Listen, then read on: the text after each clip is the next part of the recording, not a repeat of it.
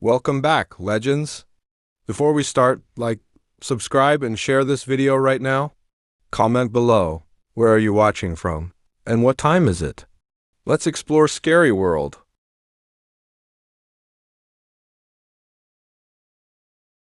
The thing about working night shifts in Manhattan is that eventually you stop seeing the city the way tourists do. The gleaming towers, the endless energy, the promise of opportunity around every corner, all of that fades into background noise. What you start noticing instead are the spaces between things. The gaps, the moments when the city's mask slips. I worked as a data analyst for a financial firm in Midtown, and my shift ran from 11 p.m. to 7 a.m., syncing with markets in Asia and Europe. The pay justified the vampire schedule, and I'd grown accustomed to the rhythm of nocturnal New York. The subway at that hour operates on a different frequency. Fewer trains, longer waits, and a particular type of passenger that only emerges after midnight. This happened in February, during one of those cold snaps that turns the city brittle. I'd finished my shift early, around 3 a.m., and headed down into the Times Square station. Even at that hour, Times Square never fully empties, but it thins out considerably. The platform had maybe 6 or 7 people scattered along its length, each maintaining that careful distance. New Yorkers perfect, close enough to not be alone, far enough to preserve the illusion of privacy. I took my usual spot near the center, checking my phone for the next train. 12 minutes. Long enough to be annoying, short enough that leaving and catching a cab felt excessive. I settled in to wait, scrolling through news I wasn't really reading. That's when I noticed the woman. She stood about 20 feet to my left, closer to the platform edge than anyone should reasonably stand. Not dangerously close, but enough that it registered as unusual. She wore a long navy coat, professional-looking, with dark hair pulled back severely from her face. Her posture was rigid, arms at her sides, staring straight ahead at the tunnel mouth. Nothing about this was inherently strange. Plenty of people zone out waiting for trains. But something about her stillness felt deliberate, performative even. I glanced away, then back. She hadn't moved. Not a shift of weight, not a turn of the head. Just that fixed stare into the darkness of the tunnel. The platform began to empty as people trickled away to other lines. Soon it was just me, the woman, and a homeless man sleeping on a bench near the stairs, buried under layers of blankets and plastic bags. 8 minutes until the train. I tried to focus on my phone, but my attention kept drifting back to her. Her stillness had taken on a quality that made my skin prickle. I've seen people in crisis on the subway before. The city hardens you to it, though never quite as much as you'd like. But this felt different. There was intentionality in her posture, like she was waiting for something specific. Then she turned her head and looked directly at me. Her face was ordinary. Maybe 40, maybe 50, hard to tell in the harsh fluorescent light. But her eyes held an expression I couldn't parse. Not hostile, not pleading, not vacant. Something else. Something that made me look away immediately. That primal instinct overriding social programming. When I glanced back, she'd returned to staring at the tunnel. 6 minutes. The homeless man on the bench stirred, muttering something incomprehensible, then settled back into sleep. The woman didn't react. I considered moving further down the platform, but that felt like acknowledging something I didn't want to acknowledge. Like admitting I was unsettled would somehow make the situation more real. Instead, I stayed put, phone clutched tighter than necessary, very aware of every sound, the distant rumble of trains on other lines, the hum of ventilation systems, the occasional drip of water from somewhere in the station's infrastructure. 4 minutes. The woman raised her right hand slowly, extending her index finger to point at the tunnel. The gesture was measured, almost ceremonial. She held it there, arm outstretched, finger aimed into the darkness where the train would eventually emerge. No one else was on the platform to see this. Just me and her and the sleeping man who wouldn't have noticed if the station caught fire. I should have left. Every instinct screamed at me to walk up those stairs, find a different station, take a cab, anything. But I didn't. Maybe it was stubbornness. Maybe it was that peculiar paralysis that comes from not wanting to appear afraid. New Yorkers pride themselves on being unflappable, and I'd internalized that to a fault. 2 minutes. She lowered her hand, and I felt my shoulders relax slightly. Then she spoke, her voice carrying across the empty platform with perfect clarity. "He's coming now." The words hung in the recycled air of the station. I didn't respond, didn't move. My heart hammered against my ribs as I strained to hear the approach of the train. Nothing yet. Just the ambient noise of the subway, unchanged. She didn't look at me again, didn't repeat herself. Just stood there, waiting. 30 seconds later, I felt it before I heard it, that subtle vibration that announces a train's approach. The rails began to sing, a metallic hum building in frequency. Still, she didn't move, didn't step back from the edge, didn't shift her weight or adjust her stance. The train's headlights appeared in the tunnel, growing brighter. The sound built to a roar as steel wheels shrieked against steel rails. And still she stood there, close enough to the edge that my breath caught in my throat. At the last possible moment, she stepped back. One precise step, no more than necessary.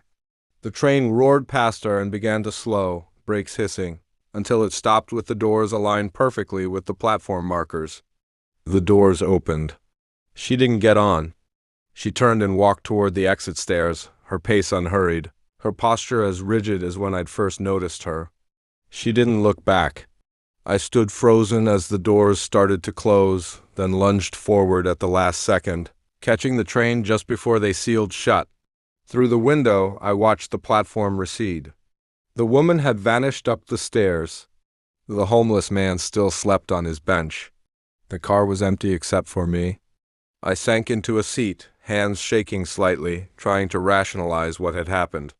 She was mentally ill. She was on drugs. She was playing some sort of game. All reasonable explanations that felt hollow, even as I thought them. But what bothered me most, what still bothers me when I think about it, wasn't her behavior.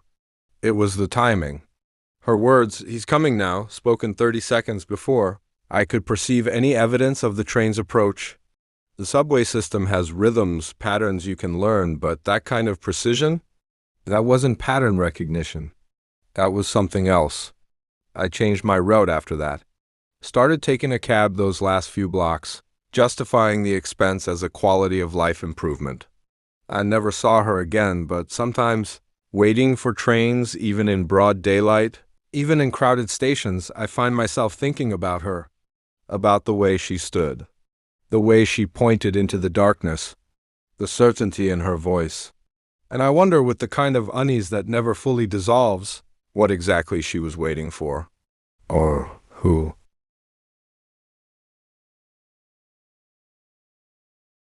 Real estate in New York. City operates according to rules that would seem dystopian anywhere else.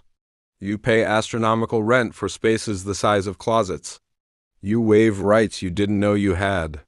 You compete with dozens of other applicants for the privilege of signing a lease. And you learn very quickly that if something seems too good to be true, it absolutely is. I'd been searching for a new place for 3 months. My roommate was getting married and moving out, and I couldn't afford our 2-bedroom in Astoria alone. The market was brutal that spring. Everything decent was, either out of my price range or required an application, process more rigorous than college, admissions. Then I found the listing. A 1-bedroom in the East Village, recently renovated, asking $1,800 a month. In that neighborhood, that price point for that much space didn't exist. The photos looked legitimate: hardwood floors, exposed brick, updated kitchen, good natural light. I assumed there was a catch. Probably a ground floor unit with bars on the windows. Maybe next to a bar that hosted metal bands until 4 a.m. Something. I emailed immediately. The response came within an hour, from a property manager named Janet, offering a showing that same evening at 8 p.m. The speed should have been my first warning. Legitimate apartments in that price range get flooded with inquiries. No one responds that fast unless something's wrong. But I was desperate and running out of time. I agreed. The building was on East 7th Street, between 1st and 2nd Avenue. Pre-war construction, 6 stories, with that weathered brick facade common to older East Village buildings. The entrance was tucked between a bodega and a Vietnamese restaurant. Easy to miss if you weren't looking for it. I arrived exactly at 8 p.m. The vestibule was small, dimly lit with mailboxes, covering one wall and a list of tenants. That looked like it hadn't been updated in years. Some of the names were handwritten on tape that had yellowed and curled at the edges. I pressed the buzzer for apartment 4C, as Janet had instructed. No response. I waited, pressed again, nothing. I tried the interior. Door, one of those old security doors with wire reinforced glass, and found it unlocked. This wasn't unusual for older buildings, though it probably should have been my second warning. I stepped into the hallway, letting the door close behind me with a pneumatic hiss. The building had that smell particular to old New York. Apartments, a mixture of cooking from a dozen different cuisines, old wood, dust, and something vaguely chemical from ancient pipes and radiators. The stairs were marble, worn smooth and slightly concave in the centers from a century of footsteps. I climbed to the 4th floor, my footsteps echoing in the stairwell. The hallway was narrow, painted a shade of beige that had probably once been white. 4 doors, letters A through D. The light fixture overhead flickered occasionally, casting unstable shadows. Apartment 4C's door was slightly ajar. "Hello?" I called out, pushing it open slowly. "Janet, it's Alex. I'm here for the showing." No response. The apartment beyond was dark. I should have left right then. Every horror movie, every true crime podcast, every cautionary tale about New York. City begins with someone ignoring obvious warning signs. But the rent was $1,800 for the East Village, and I was tired of searching, and the human capacity for rationalization is limitless when we want something badly enough. I found a light switch just inside the door and flipped it. A ceiling fixture illuminated a living room that matched the photos exactly. Hardwood floors, exposed brick on one wall, 2 large windows facing the street. To the right, a galley kitchen with new appliances. To the left, a short hallway that presumably led to the bedroom and bathroom. "Janet?" I called again, stepping inside. The door was open, so I let myself in. The apartment was silent. Not just quiet, silent in a way that felt oppressive, like the air itself was holding its breath. I walked through the living room, my footsteps sounding too loud, examining the space. It was completely empty. No furniture, no boxes, no signs that anyone lived or had ever lived here. The kitchen was pristine. I opened the refrigerator, empty and unplugged, door propped open with a dish towel to prevent mold. The cabinets contained nothing but shelf liner. The stove looked brand new. I moved down the hallway. The bedroom was a decent size, maybe 12 by 14 feet, with a closet and another window facing the air shaft. The bathroom had been recently renovated, new tile, new fixtures, everything gleaming. It was perfect. Too perfect. And Janet was nowhere. I checked my phone, no messages, no missed calls. I tried calling the number from the listing. It rang 4 times, then went to a generic voicemail. I didn't leave a message. Standing in that empty bedroom, I felt the first real trickle of unease work its way down my spine. Something was wrong with this situation, wrong in a way I couldn't articulate but could feel. I walked back to the living room, intending to leave, and that's when I noticed the scratches on the inside of the front door. They were deep, gouged into the wood around the lock mechanism. The pattern was chaotic, frantic, even dozens of marks, clustered together like someone had clawed at the door trying to get out, or like someone had tried to claw their way in from the outside before giving up and using the lock. I moved closer, running my fingers over the gouges. Fresh, the exposed wood was still bright, not yet darkened with age or dirt. A sound came from the hallway outside. Footsteps, slow and deliberate, ascending the stairs. They reached the 4th floor landing and stopped. I stood frozen, listening.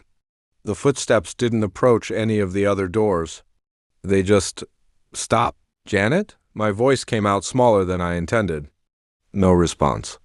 but I could feel someone standing out there. That particular awareness that comes from being watched, from sharing space with another consciousness. I moved to the door, looking through the peephole.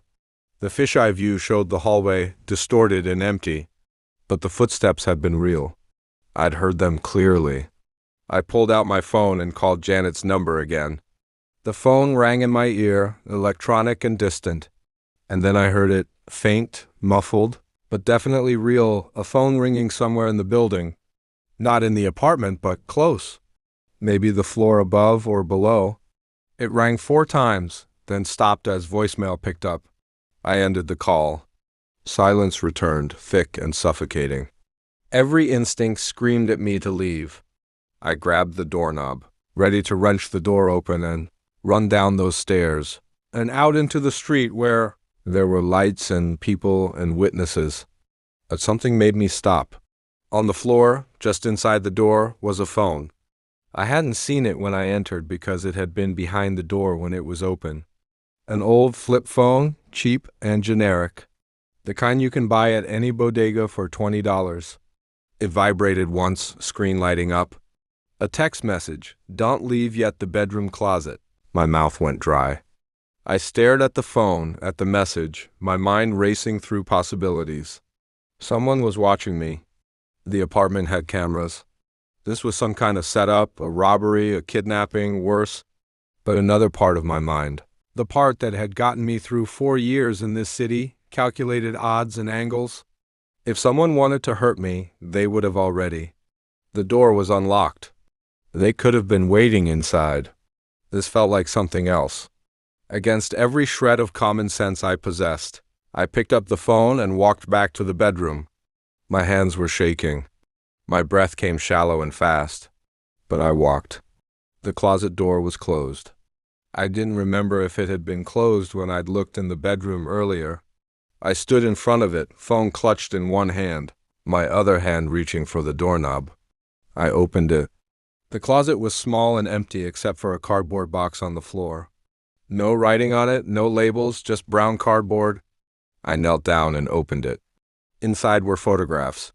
Dozens of them, maybe hundreds, all showing the same thing, this apartment. But not empty. In the photos, furniture filled the rooms. A couch, a table, a bed. And in every photo, blurred as if they'd moved the moment the shutter clicked, were people. Or shapes that suggested people. Dark silhouettes that could have been photographic artifacts, or shadows or something else. At the bottom of the box was a lease agreement. I pulled it out with trembling hands. The apartment number matched, 4C, but the names on the lease rotated through. A dozen different people, each one scratched out and replaced with another, and another, and another. The dates showed turnover every few weeks, sometimes days. The last name, not yet scratched out, was mine. I dropped the lease like it had burned me, scrambled backward out of the closet, the box toppling and spilling photos across the hardwood floor. They spread out like a deck of cards, all those images of the apartment I was standing in, all those blurred shapes that might have been people. I ran, through the bedroom, down the hallway, through the living room. I wrenched the front door open and burst into the hallway, not bothering to close it behind me. The stairs were a blur as I took them 2 at a time, my footsteps echoing like gunshots. I hit the first floor and slammed through the vestibule door and out onto East 7th Street. The sounds of the city crashed over me, traffic, voices, music from the bar 2 doors down. I stood there gasping, hands on my knees, while people flowed around me on the sidewalk. When I finally looked back at the building, I saw someone standing in the window of apartment 4C, just a silhouette, backlit by the ceiling fixture I'd left on. Too far away to make out any features, but I could feel them watching me. I walked away and didn't look back again. I never heard from Janet, the listing, disappeared from the rental site that same night. I tried searching for the address later, out of morbid curiosity, and found nothing. No current listings, no rental history. According to property records, the building existed, but apartment 4C was listed as owner-occupied, had been for 30 years. I found a different place eventually, a studio in Queens that cost more and offered less. But at least when I signed that lease, it felt like I was signing something real, something that wouldn't require my name to be scratched out and replaced in a box of photographs stored in an empty closet. At least I hope not.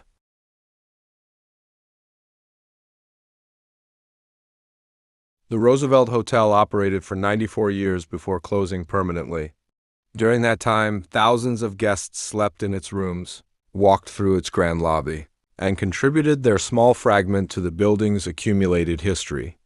I worked there during what turned out to be its final year of operation, though none of us knew it at the time. I was a night porter, part of the skeleton crew that kept the hotel functioning. Between midnight and 8 a.m., the work was straightforward. Deliver room service, handle late check-ins, respond to guest requests, and maintain the kind of quiet efficiency that luxury hotels depend on. The pay was decent, the hours suited my schedule, and I liked the solitude of the job. The Roosevelt had a particular character at night. During the day, the lobby bustled with tourists and business travelers. The restaurant hummed with conversation, and the elevators ran constantly.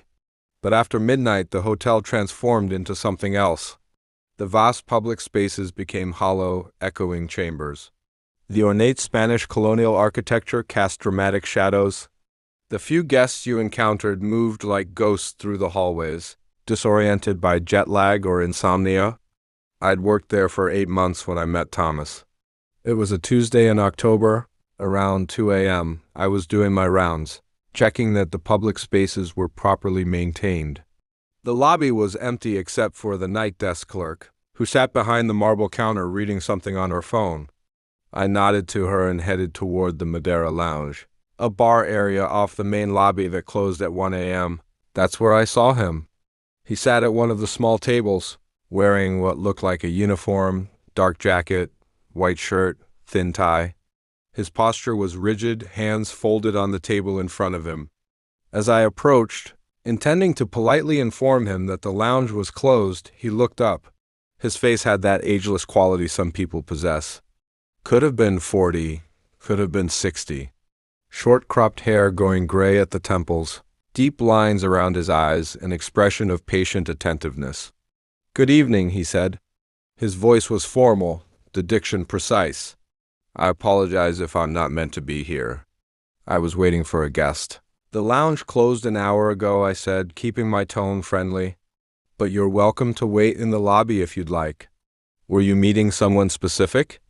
"I can check if they've checked in." He smiled, but it didn't reach his eyes. "That won't be necessary. I'm familiar with the protocols.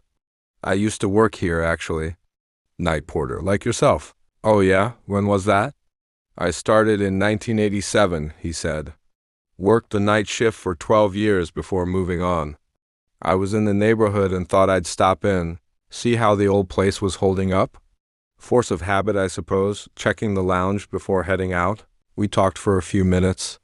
He asked about management. I told him there had been several turnovers since the 80s. He asked if they still used the same room service carts. I said they'd upgraded to a new system. The conversation was pleasant, if slightly odd.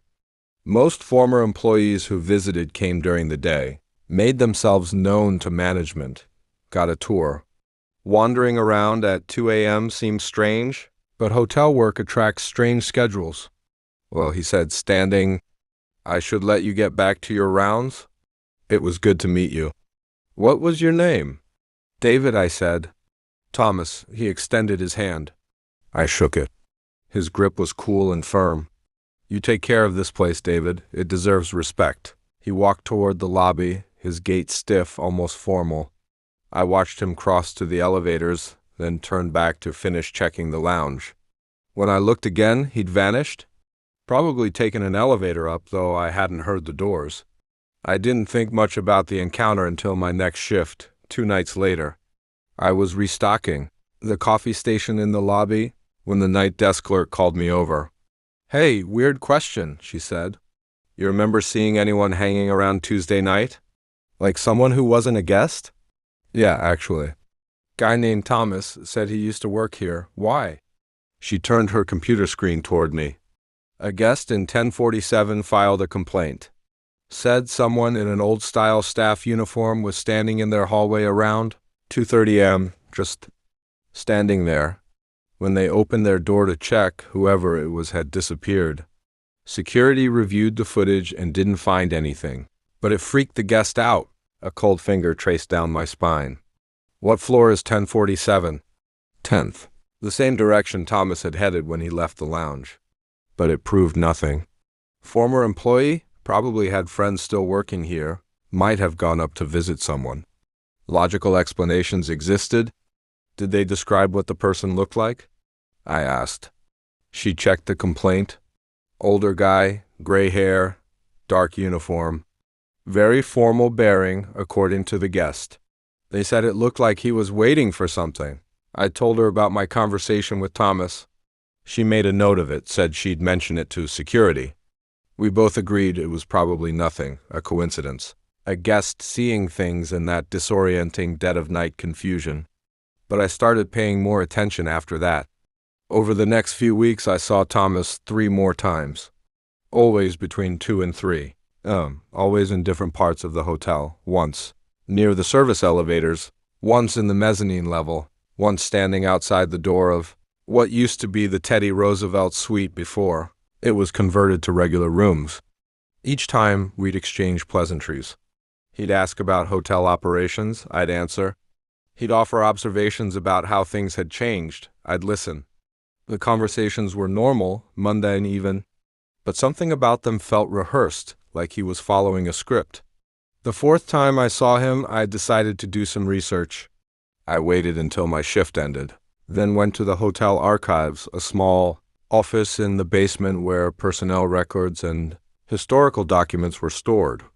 I told the archivist I was interested in hotel history, which was true, and asked if there were any records of staff from the late 80s. She pulled out several boxes of old employment files. I went through them methodically, looking for a Thomas who'd worked as a night porter between 1987 and 1999. I found him. Thomas Brennan, employed as night porter from March 1987 to October 1998. The file included a photocopy of his employee ID, same face, same formal bearing, same expression I'd seen 4 times in the past month. But there was more. A separate document, an incident report from October 15, 1998. Thomas Brennan had died on the 10th floor of the Roosevelt Hotel, according to the report. He'd been found in the hallway outside room 1047 by a guest at 2:47 a.m., paramedics called, but he was pronounced dead at the scene. The report noted that he'd apparently been making his rounds when it happened. No suspicious circumstances. Just a tragic end to a dedicated employee. I sat in that basement archive room, staring at the report, my hands trembling slightly, because I'd shaken Thomas's hand. I'd felt the cool, firm pressure of his grip. I'd had 4 conversations with him spread across a month. He wasn't a ghost story or a legend or a rumor. He was something I'd interacted with directly. I went back upstairs in a daze. My shift was over, but I wasn't ready to leave yet. I took the elevator to the 10th floor and walked down the hallway to room 1047. The hallway was empty, quiet except for the ambient hum of the hotel's systems. I stood there, trying to process what I'd learned, trying to reconcile the impossible with what I'd experienced. The door to 1047 opened. A woman in her 50s looked out, bleary-eyed and annoyed. "Can I help you?" "I'm sorry," I said quickly. "Wrong room." "My apologies for disturbing you." She closed the door with a sharp click. I walked back to the elevators, pressed the button, waited. When the elevator arrived and the doors opened, Thomas was inside. He stood in the back corner, hands folded, that same patient expression on his face. Our eyes met. Neither of us spoke. The moment stretched out, suspended in amber. Then he smiled, just slightly, and said, "Going down?" I stepped back, shaking my head. The doors closed. The elevator descended without me. I took the stairs. I handed in my resignation the next week. Gave 2 weeks' notice, worked my final shifts, and tried very hard not to think about Thomas. I didn't see him again during those last 2 weeks. though I often felt like I was being watched while making my rounds. The Roosevelt Hotel closed the following year. Economic factors, changing travel patterns, the usual explanations. The building still stands, empty now, waiting for whatever comes next. Sometimes I walk past it on my way to other places, and I think about Thomas, about whether he's still there, making his rounds, waiting in hallways, checking the lounge before heading out, about whether he knows the hotel is empty now, or if that matters to whatever remains. I don't work nights anymore. I got a day job, regular hours, in an office with fluorescent lighting and no history. It's fine. It's safe. But sometimes in that space between waking and sleeping, I remember the cool pressure of his handshake, the formal precision of his voice, the way he stood in that elevator, patient and eternal, going down. And I wonder what floor he's on now.